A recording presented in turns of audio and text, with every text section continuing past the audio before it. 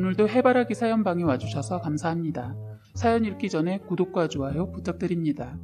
저는 올해 35살에 접어든 아기 엄마입니다. 남편은 25살에 만나 연애 4년 동안 헤어짐을 반복하다가 그 끈질긴 인연의 끈을 잘라버리지 못하고 어떻게 결혼까지 했네요. 연애 때도 정말 많이 싸우고 절대로 다시 만나지 않을 것을 맹세하면서 헤어졌는데 처음엔 남편의 사과와 끈질긴 구애와 노력으로 다시 만남을 시작했습니다. 저희가 연애 때 자주 싸웠던 것은 남편의 급한 성격 때문이었습니다. 급해도 그렇게 성격이 급한 사람은 처음이었습니다. 20대 초반에 소개팅을 몇 번 해서 여러 명의 남자도 만나봐서 약간의 비교를 하자면 그 사람들 오히려 너무 느려서 속이 터질 정도였거든요. 그만큼 저도 보통 사람들보다 성격이 느린 편이 아닌 급한 사람이기 때문에 이 사람이 저랑 잘 맞는 사람인 줄만 알았습니다. 왜냐면 처음엔 이 사람이 저에게 일부러 맞춰줬기 때문에 저랑 비슷한 정도의 급한 성격인 줄 알았던 거죠. 그런데 시간이 갈수록 남편이 견디기 힘들었는지 본색이 드러나더군요.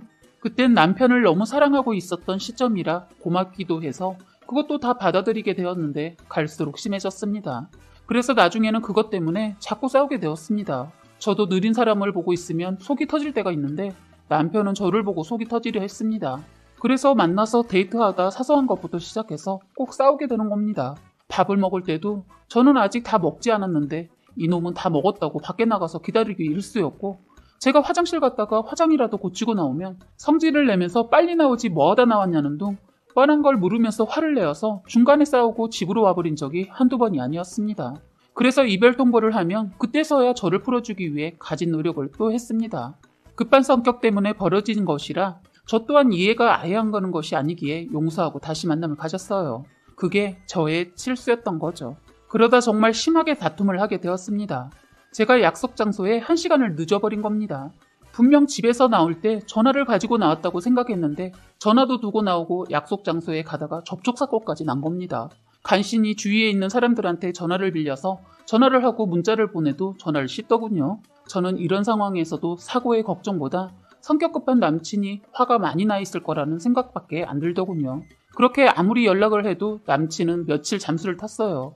며칠이 지나자 지 기분이 풀렸는지 전화가 오더군요. 저는 절대로 받아주지 않고 그날 번호도 차단해버렸습니다. 사실 그동안은 남친의 급한 성격 다 받아줬던 게 저 또한 성격이 남들보다 급한 편이기도 해서 많이 이해가 가기 때문에 다 감싸 안았는데 시간이 갈수록 지치더군요. 싸움의 절반 이상은 급한 성격 때문에 싸운 것이었기 때문입니다. 저는 이번에 이 사람의 그런 성격을 바꿔보려는 작심도 했었기 때문에 강하게 나갔죠. 그런데 급한 사람이라 그런지 이번에는 어떠한 노력도 하지 않고 이별도 쉽게 받아들이더군요. 그렇게 저는 그 사람과 헤어지게 되었습니다. 그 사람과 헤어지고 나니 모든 생활은 정상적으로 돌아오는 것 같았어요. 그런데 마음은 쉽게 정리가 안 되어서 한동안 힘들었는데 시간이 가니까 자연스럽게 잊혀지더군요. 그렇게 이별을 한 뒤 2년이라는 시간이 지난 후 우연한 만남으로 다시 만나게 되었습니다. 인연이라는 게 이런 건가 싶은 게 다시 만날 사람은 다시 만나게 되어 있나 봅니다. 연애 때 서로 알아가고 있던 중이라 서로에 대해 많은 것을 알지 못하다 보니 사귄 지 7개월 만에 헤어진 게 끝이었습니다. 그런데 2년이라는 시간이 지나고 나서 또다시 만난다는 게 참 신기했어요. 저는 남친과 헤어진 뒤 이사도 하고 회사를 그만두고 공부만 하다가 다시 취직을 했는데 그 회사에 남편이 있었습니다. 이게 무슨 운명의 장난인가 싶었죠. 그렇게 긴 시간이 지났는데도 다시 만나니까 그 힘들었던 기억을 잊고 또다시 저희는 어느새 다시 연인 사이가 되었어요. 제가 남편을 다시 만나게 된 계기는 남편이 성격이 많이 차분해지고 달라져서였습니다. 다시 만난 후로는 전에 보이던 심한 급한 성격이 보이지 않았어요. 그렇다고 완전 고쳐지진 않았고 가끔 나올 때가 있었는데 그때마다 고비가 있었지만 스스로 인정하고 고쳐보겠다고 해서 그냥 넘겼습니다. 그래서 제가 2번의 실수를 또 하고 만 겁니다. 이 사람 알고 보니 그동안 저와 결혼하기 위해 참아왔던 거였습니다. 그 사실을 결혼하고 1달 반 살면서 알았습니다. 그러니까 저희는 결혼하고 딱 1달 반만 즐거웠고 사는 동안 여유 있는 것을 모르고 살았던 것 같아요. 그때 하필 나이도 있고 해서 임신 계획도 일찍 세웠는데 임신까지 되어버렸어요. 그 이후로는 그놈의 급한 성격 때문에 싸움이 또 시작되었던 거죠. 결혼하고 임신하면서 일을 그만두고 집에서 살림을 했는데 이놈의 남편은 시도 때도 없이 급한 성격을 보이기 시작했습니다. 밥도 퇴근 시간 전에 다 차려놔야 했고 원하는 것이 있으면 바로바로 가져다 줘야 했어요. 저는 임신한 상태여서 그런지 예민해지고 모든 것을 더 이상은 못할 것 같아 이혼도 생각했습니다. 이혼을 생각하고 아이도 낳지 않을 거니까 이혼하자고 했더니 싹싹 빌면서 병원도 다녀오고 약도 먹어보겠다고 하더군요. 정말 심각한 급한 성격이라 각서까지 받고 다시 살았죠. 그렇게 아이 낳을 때까진 잠잠했습니다. 전 남편이 완전 변한 줄 알았어요. 사람 쉽게 변하지 않더군요. 날이 갈수록 외출을 하거나 시댁을 가야 할 때 하나도 도와주지 않고 본인만 다 챙겨서 현관문 앞에서 언제 나오냐고 재촉만 하는 겁니다. 이제는 아기용품도 챙겨야 해서 더 바쁜 상황인데도 말입니다. 저런 사람이란 걸 알기 때문에 부딪히기 싫어서 간단한 건 전날 챙겨두고 잡니다. 그런데 돌발 상황이라는 게 닥치기도 하잖아요. 바로 그날이었습니다. 급한 놈. 속으로 욕을 하면서 서둘러 준비해서 나가려 하는데 때마침 아이가 응가를 싼 겁니다. 어차피 아기 엉덩이도 씻겨야 하기 때문에 집에서 해결을 하고 가자는데 이놈이 글쎄 차에서 똥 갈고 시댁에서 도착해서 씻겨주라고 하는 겁니다. 시댁과 저희 집의 거리는 차로 무려 1시간 거리가 되는데도 말입니다. 남편이 이렇게까지 하는 데에는 시부모님 또한 두 분 다 급한 성격인 사람들이기 때문이거든요. 아니 아무리 자기 부모 비유 맞추겠다고 자기 딸내미 엉덩이 걱정은 안 하고 세상에 차에서 갈거나 시댁 가서 하라는데 이게 말이 됩니까? 저는 남편이 화를 내거나 말거나 무시하고 아이의 기저귀를 갈고 있었습니다. 그랬더니 갑자기 거실에 신발까지 신고 들어와서는 한다는 소리가 욕을 하면서 너가 이렇게 굶뜨니까 내가 욕먹는 거 아니야. 아니 애가 똥을 쌌는데 그럼 그냥 가냐? 그냥 가서 하면 안 되는 거야? 너 생각해봐. 네가 차 타고 가다가 급똥 쌌어. 그냥 앉아서 1시간을 간다고 생각해봐. 상상조차 하기 싫지? 화나니까 그만해 하고 성질을 냈더니 이것이 겁을 상실했는지 야 너 혼자 가. 난 안 가. 지금 가면 또 늦었다고 엄마 뭐라 하는 거 듣기 싫어. 제발 굶뜨는 거 좀 고쳐 하면서 욕을 하더군요. 넌 네 새끼보다 엄마 잔소리가 더 중요해? 그리고 내가 굶뜨는 게 아니고 네가 성질이 급한 거야 미친 새끼야. 애 기저귀를 갈고 있는데 굶뜬다고 하도 해서 성질을 누르다 똥기저귀를 남편 새끼 얼굴에 던져버렸습니다. 순간 똥기저귀를 맞고 고함을 지르더군요.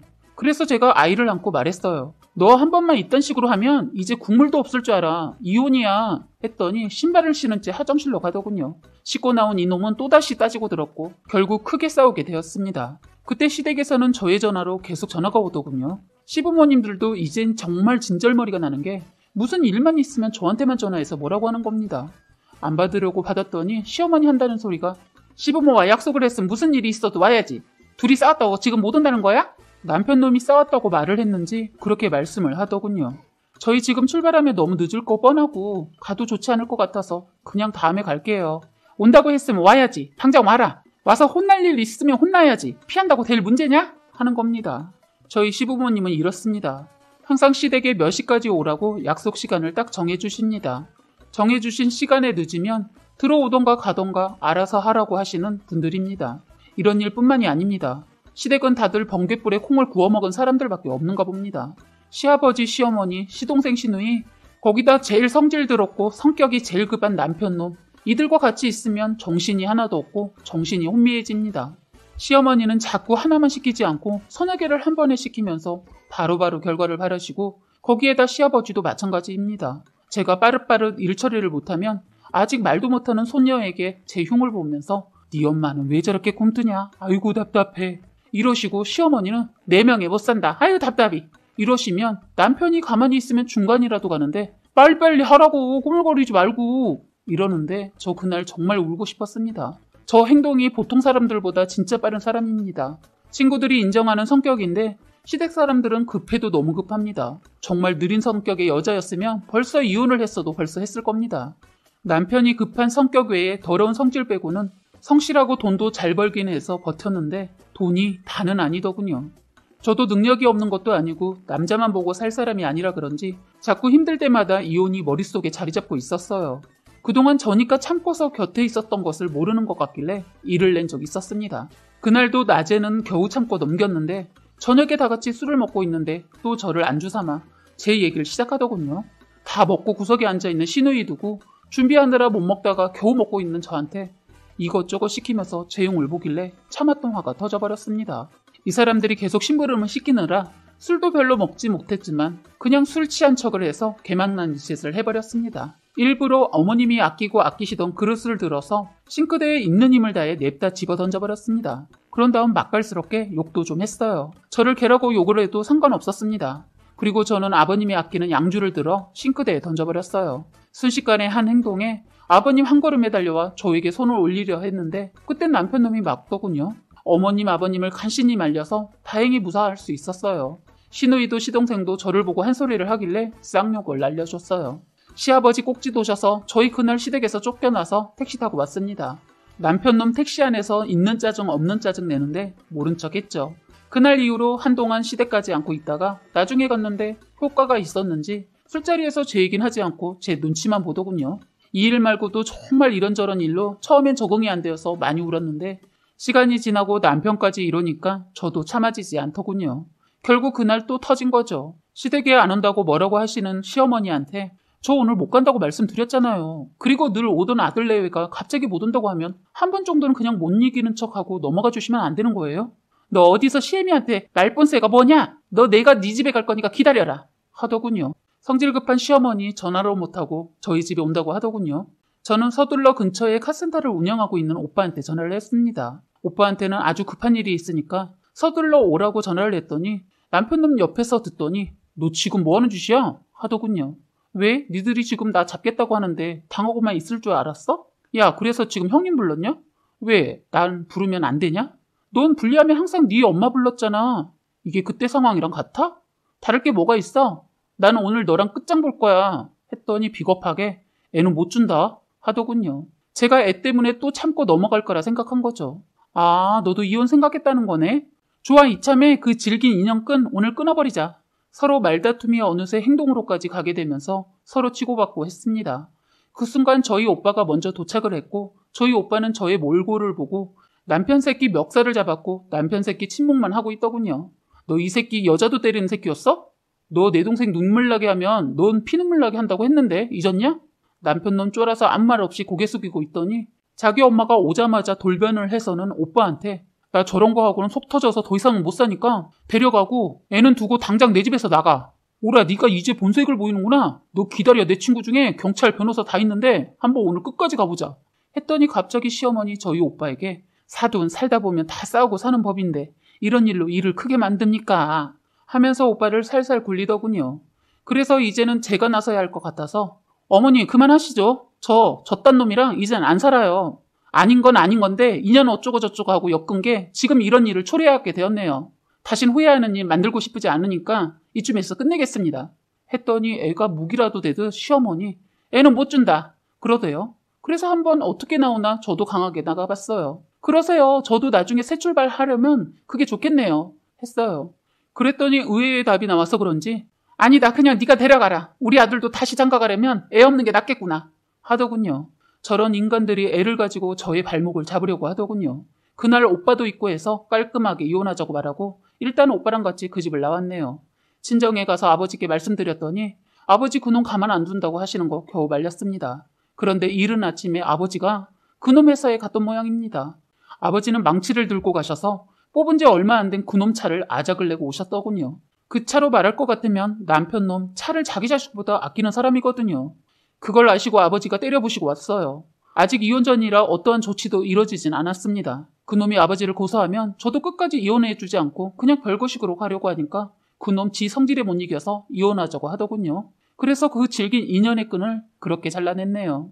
성격 급한 남편 새끼랑 헤어지고 느긋하게 살게 되니까 세상이 달라 보이고 늘 쫓기듯 여유를 즐기지 못했는데 이제야 인생 즐기고 있습니다. 아이가 있어서 그런지 저도 예전과는 다르게 성격이 차분해지고 일도 다시 시작해서 가장이 된 저는 예전보다 더 열심히 딸과 함께 살고 있습니다. 친정 부모님과 오빠의 도움을 간혹 받으면서 홀러서기 하고 있습니다. 요즘은 코로나 때문에 집에서 일을 하게 되면서 아이와 보내는 시간이 더 많아졌네요. 그놈은 한 번씩 연락 와서 다시 시작해보자는 식으로 말을 하길래 꺼지라고 하고 전화도 차단하고 살고 있는 집도 이사하면서 알려주지 않고 살고 있습니다. 수소문해서 다시 연락이 올지 모르겠지만 아이가 있어서 그런지 그 질긴 끈 완전히 끊어지는 않네요. 그놈의 급한 성격 때문에 정말 사는데 걸림돌이 되긴 했는데 결국엔 제가 끝까지 버티지 못하고 이렇게 끝냈습니다. 사연은 여기까지였고요. 구독과 좋아요, 알림 설정 부탁드리겠습니다.